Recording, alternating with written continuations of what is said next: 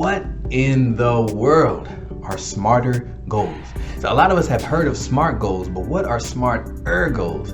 Today in this video, you're going to learn about what that ER stands for and why smarter goals are the best framework for goal setting with your students. Let's check it out. What's going on, everybody? Welcome to the Pursuit of Excellence family. I'm Daryl Williams, and I'm here to help you learn how to develop students' life skills, mindsets, and character. And today, we're going to talk all about smarter goals. You hear me talk about smarter goals all the time, but I realize that maybe not everybody knows what that means. So I'm dedicating this whole video just to let you know what smarter goals are. That ER in smarter goals is my favorite thing. I promise, it's my favorite thing. So make sure you stick around to the end to figure out what that ER stands for. But first of all, why should we even set goals? See, we set goals because when students identify their desire, it'll ignite their drive to increase their determination. It's about student buy-in because now they have something that they're working for. I like to think about it like this. In 2017, I was the track coach, right? And every day, we started off by stating our goals. Students had individual goals. Maybe it was to make a personal best or to break a school record. But as a team, we had a goal, and we would state it at the beginning of practice, we would state it at the end of practice, and we would state it right before the meet. And our goal was to win a city championship. And everything that we did aligned to us winning a city championship. Everything that we did. When we were practicing and somebody's not practicing hard enough, I said, okay, but what's our goal? To win a city championship. Right? When we're discouraged and we feel like we want to give up, what's our goal? To win a city championship. And with that at the forefront of our minds, with everything that we did, it gave us the desire and determination necessary to achieve that goal. And in 2017, we won the city championship. Was it because I was a great coach? No, I had zero coaching experience. Zero. Like, track and field is my favorite event in the Olympics. That's it. And I said, I want to coach track. That's it. I watched YouTube videos. And I said, is it because we had the best athletes? No, I was just at a regular public school. I didn't recruit anybody. We just used the kids that were walking around the hallways. Is it because we had the best facilities? Absolutely not. I was taking chalk and drawing the arrows for the relay exchange zones in the parking lot. Instead of hurdles, we were jumping over folding chairs. I'm not supposed to tell you that because I actually got in trouble for doing that. Somebody saw us practicing, like, what are you doing? That's not safe. But we didn't have any hurdles, so I legit put out folding chairs and had them jumping over those. It's not because we had the best facilities. It's because we were driven by our goal. And we had the buy-in that was necessary from all the student athletes. And it can be the same thing in your classroom. If you set goals with students and hold students to it, students will be bought in and they will want to work hard because they have something that they're working for. So here we go. Here's what smarter goals stands for. Make sure you stick around to the end to see what that ER is. But first, the S stands for specific. You've got to have students name exactly what they want, as specific as possible. I want to be a good student. That's not it. That's not specific enough. I want to do well in school. That's not it. That's not specific enough. Really get specific with what it is that you want. I want to show proficiency on science standards at the end of the school year, right? What is it exactly that you want? See, what happens is sometimes we're too general with the things that we want. And that's why goals don't work, because we're too general. One of my favorite YouTubers, Sean Cannell, often says, what happens is we're focusing on catching multiple rabbits at once. Like, could you imagine somebody trying to catch rabbits? Imagine there was like 7 rabbits and somebody said, go catch the rabbits, and you chasing 7 different rabbits. You ever seen rabbits? You're probably not gonna catch 7 rabbits. But if you focus on one, you could devise a plan to get that one, right? Maybe you may not be able to catch any rabbits. What I'm saying is, when we're focusing on too many things at once and trying to capture all these things, it's too general. It's overwhelming. But if you just focus on that one thing, be really specific with what you want your goal to be, there's a higher probability that you will achieve that one thing, right? And you can have multiple goals, absolutely. So if you want a goal for science and a goal for math and a goal for social studies, that's fine. You can definitely do that, but just make sure that each of your goals is specific. The M stands for measurable. Measurable is important because it tells you how to evaluate if you've achieved that goal.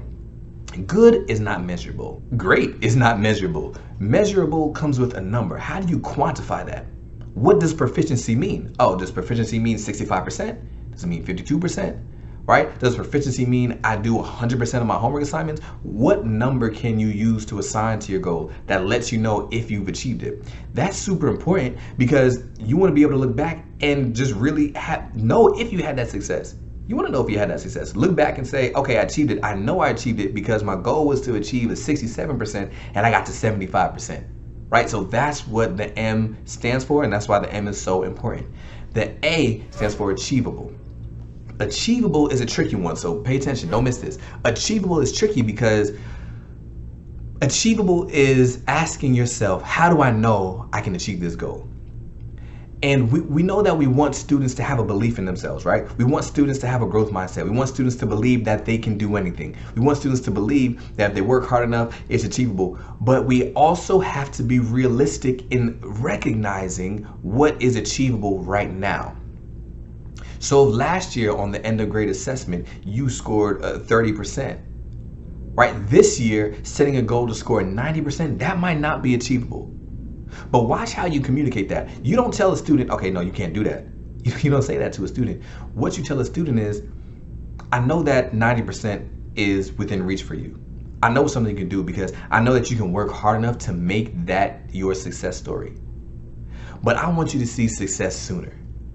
So since last year you scored a 30%, how about this year we say that your goal is 50% or 52%? Right? Because I want you to see success sooner, and then after we get to 52%, then you can set another goal, and another goal, and another goal. And I know that eventually you can get to 90, but let's start with something smaller for right now.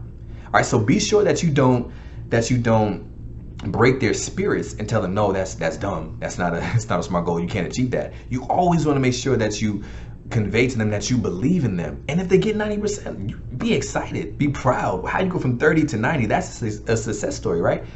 But you also want to make sure that you are teaching them to be realistic with their goals. Because what happens when you're not realistic, if you set a goal for 90% and he only got to 60%, now he's saying, oh man, I failed. But you just doubled your score. You went from 30 to 60, that's a success. But because you set the bar too high, it feels like a failure. So sometimes what we need to do is set it a little bit more attainable, more achievable, so that they can see that success sooner. And remember, you can always set another goal. The R stands for relevant. How is this goal related to your overall dreams? Okay, the relevant means, how does it relate to your dream? If your dream is to be the first person in your family to go to college, then yeah, it makes sense that you want to show proficiency in science. You have to pass chemistry in order to get there, right? So the R is super important because we want to allow students to dream. Remember, we want to identify their desires so that it'll ignite their drive, so that it'll increase their determination. If they're sold on their dream, if they're sold on their vision, and they can recognize that this goal relates directly to that, it makes it that much more fun to chase it. So make sure you tie it in to the overall dreams that they have for their life. The T stands for timely. Timely means, in what time span do I want to make sure that this goal is completed by? And I want you to be careful when you set the time frames, because we have to, again, just like with being achievable, we have to make sure that we find that sweet spot. Make sure that we don't set a goal that is too far away that we lose interest in it, but also not too close that we don't have time to grow into the person that's able to be able to achieve that goal. I like to think about it like, if I were to try to drive to California, I live in North Carolina. If I were to try to drive to California, could I make it? Absolutely. Can I make it on one tank of gas? Absolutely not. 0% chance. Can I make it on one battery fill up for my Tesla people out there? Come on, Tesla folks. Can I make it on one battery? No, I can't. I'm gonna have to stop and supercharge along the way, right? So sometimes what happens is we set a goal that is too far. We only set out with one tank of gas, and we end up stranded on the side of the road somewhere, discouraged because we didn't reach it, and then we just give up on it. And we go to the end of school year like, oh yeah, we forgot about that goal back in October, right? No, don't let that be the case. Make sure that you are setting goals that are periodic. I can drive to Atlanta on one tank of gas. I can fill up there and drive to Nashville. I can fill up there and drive to some other city further out west, right? So it's okay to set small goals and then to reflect on them and to set another goal and to move all along the way. So maybe you want to go for the whole entire school year. That's perfect. That's fine. Do that. Just make sure that you also have goals for each quarter. right, along the way until you get there. So that is SMART goals, and if you are familiar with SMART goals, that may not have been new to you, but here we go. The E and the R, my favorite parts. This is what sets it apart. This is what makes the SMARTer goal framework the best. And before we get to the ER, I just want to let you know that linked in the description below, there is a freebie if you want to use SMARTer goals with your students. It is a freebie that you can use, you can download, you can put it in Google Classroom, whatever you want to do with it, or you can even print it out. And it allows students to create a goal that is based on the SMARTer goal framework, to ask themselves the correct questions to set a really strong goal. And after you figure out what the ER is, I'm pretty sure you really want to check it out. So check it out in the description below. The E stands for evaluated. Like, we need to evaluate our progress along the way. That's where SMART goals fall short, because what happens in a SMART goal is you set the goal and then you look back at it, and at the end, either you achieved it or you didn't. If you achieved it, okay, great, we move on. If you didn't, now it's like, oh man, I didn't achieve that goal. What's next? But when you interject the E, the evaluated, you're evaluating your progress along the way. And in evaluating your progress along the way, you're allowing yourself to adjust some things. Either you adjust your grind or you adjust your goal. I like to think about it like this. This just so happened to be sitting here. So I have a ½ gallon bottle of water that I drink out of every day. And as you can see, it has timestamps on it to remind me how much water to drink. So right now, I'm looking at it at 5:34 p.m. and I recognize that my water line is right about 3 p.m. So I'm evaluating my progress along the way to recognize that my current trajectory shows me that I'm not going to finish this by the end of the day. So either I'm going to adjust my goal or I'm going to adjust my grind. So here's the questions you have to ask yourself. You got to be careful. Students should ask themselves, am I giving all that I can? Did I do everything that I set out to?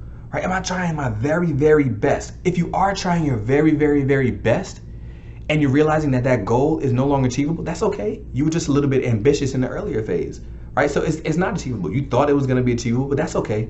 Adjust the goal, okay? Maybe ½ gallon is too much for me right now. Okay, I set out and I was overly ambitious. I can't do that. I tried really hard. My stomach is hurting. I have to use the bathroom. ½ gallon is too much for me right now. But if you're realizing, well, I haven't really been taking it seriously, I took a sip here and there, I wasn't really working that hard. Okay, don't adjust your goal, adjust your grind. Right? You gotta grind harder.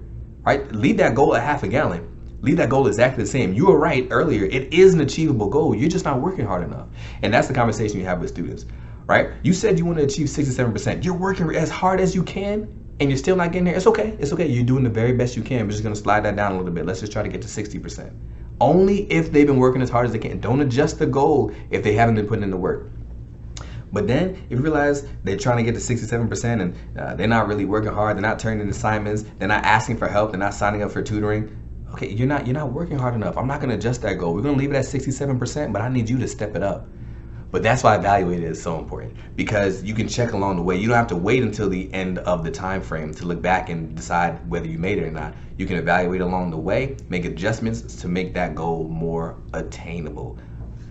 The second R stands for two things. I love it. It stands for rewarded and it stands for reflect. So at the end of the goal, I want you to reward yourself. I want you to tell students to reward themselves. So at the beginning, they're already gonna state, what am I gonna reward myself with if I make this goal? So that is another layer of inspiration, because they know that if they achieve the goal, achieving the goal is rewarding in and of itself. But they are also recognizing that if I achieve the goal, I'm gonna get this reward that I set for myself. I know sometimes for me, I like food. So sometimes I'll say, if I achieve this goal, I'll go out to eat or something like that, right? But then the R is for reflect, because if you don't make that goal, okay, I need you to reflect. You were evaluating along the way, you were adjusting along the way, and you still didn't make the goal, so now let's reflect. Let's see what needs to change so that the next time we set a goal, set this specific goal, because I still want to achieve this, the next time we set this goal, we can achieve it. So in the next video, we're going to talk about what goal setting looks like at different points in the school year. So make sure you subscribe so you don't miss when that video comes out. But in the meantime, check out this video talking about student rewards, and I'll make sure that I see you in the next video.